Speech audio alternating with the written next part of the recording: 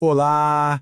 Hoje a gente vai mergulhar no livro Uma Igreja de Vidro, do Ubaldo Torres. E o que torna essa análise tão forte é que ela não vem de um crítico de fora, sabe? Ela vem de alguém que foi um membro super devoto por 3 décadas. Vamos juntos entender essa jornada que o levou a questionar absolutamente tudo. Para a gente ter uma ideia da profundidade da análise do Torres, a gente tem que começar com essa confissão dele mesmo, que é bem reveladora. Ele descreve uma época em que a devoção aos textos da profetisa da igreja, Ellen G. White, era tão grande que a própria Bíblia acabava ficando de lado nos sermões. É justamente esse olhar de quem viveu tudo por dentro que move a investigação dele. Então, esse aqui é o nosso roteiro, seguindo a jornada do autor. A gente vai da devoção total até a faísca que acendeu a dúvida. Depois vamos analisar as evidências de plágio, as profecias, entender um pouco da psicologia por trás da fé e, por fim, chegar na conclusão dele. Primeiro, vamos entender o ponto de partida. A história do Torres, como eu disse, não é a de um observador qualquer, é a de um membro profundamente comprometido. Estamos falando de 30 anos de fé. A base da fé dele, como ele mesmo descreve, era essa crença de que os escritos da Ellen White eram tão inspirados quanto a própria Bíblia. Os mestres dele, segundo o livro, ensinavam que ela era infalível. E ele aceitou isso com total submissão. Agora vamos para o momento da virada. Como é que uma fé tão sólida assim começa a balançar? Para o Torres, tudo começou com uma única e simples conversa. O autor conta que, no meio de um turbilhão de outras dúvidas, a visita de um amigo trouxe uma informação que ele nunca tinha ouvido: alegações de plágio. Ele chama essa notícia de a chave mágica, sabe? Foi o ponto de partida que o levou para uma investigação que mudaria completamente a vida dele. E essa é a grande questão que moveu a pesquisa dele. Pensem bem, para ele, a doutrina adventista era toda baseada nos ensinamentos da Ellen White. Então, se a credibilidade dela caísse por terra, o que aconteceria com todo o resto? O risco era gigantesco. Bom, chegamos ao ponto crucial da investigação do Torres: as alegações de plágio. Ele dedica uma parte enorme do livro só para apresentar as evidências que ele encontrou sobre isso. E só para todo mundo ficar na mesma página, o conceito central aqui é plágio: pegar o trabalho de outra pessoa e apresentar como se fosse seu.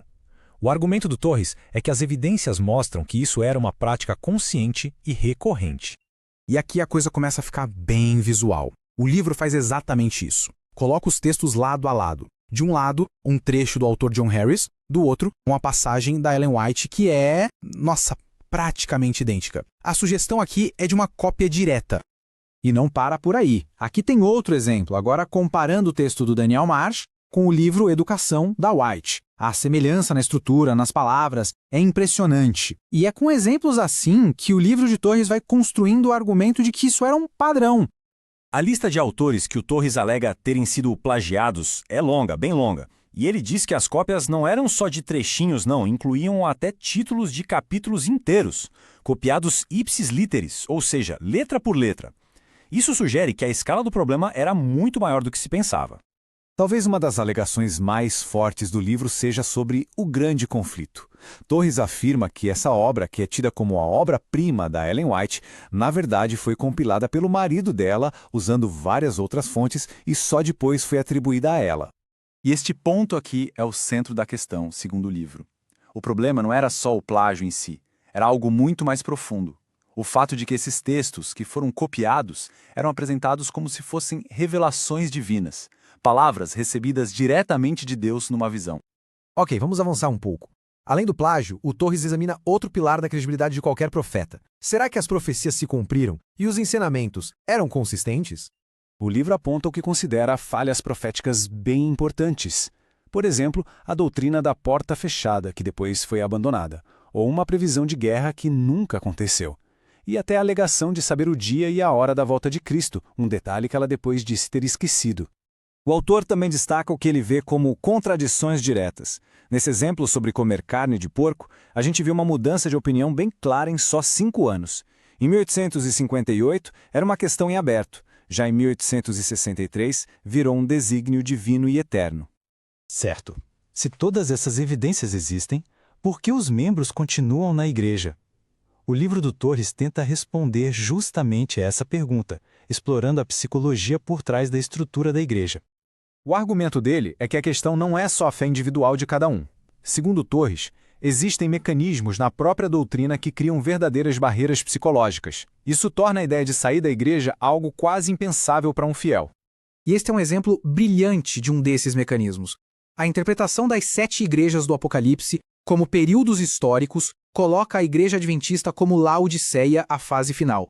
Essa crença, segundo o autor, leva a uma conclusão muito forte. Se essa é a última e única igreja verdadeira, não existe outra alternativa. É um motivo poderoso para ficar, mesmo com dúvidas. E com isso a gente chega na conclusão da jornada do Ubaldo Torres, onde ele resume sua nova visão sobre a fé que ele seguiu por 30 anos da vida dele. O Torres usa a citação de um outro crítico para resumir bem o que ele pensa. A ideia é que os escritos da Ellen White, em vez de serem uma luz menor que apontava para a Bíblia, acabaram virando um véu, um intermediário que na verdade atrapalhava a conexão direta com Deus. E finalmente, a metáfora que dá o título ao livro. Para o Torres, de longe, a igreja parecia forte, sólida. Mas quando ele chegou perto e começou a examinar os fundamentos, ele a viu como uma igreja de vidro, transparente nas suas falhas e com uma estrutura muito frágil. No fim das contas, a jornada do Ubaldo Torres deixa a gente com essa pergunta, que vai muito além de uma única igreja ou religião. O que sustenta um sistema de crenças quando seus alicerces são abalados? É uma reflexão sobre essa dança complexa entre fé pessoal, evidências e a força da comunidade.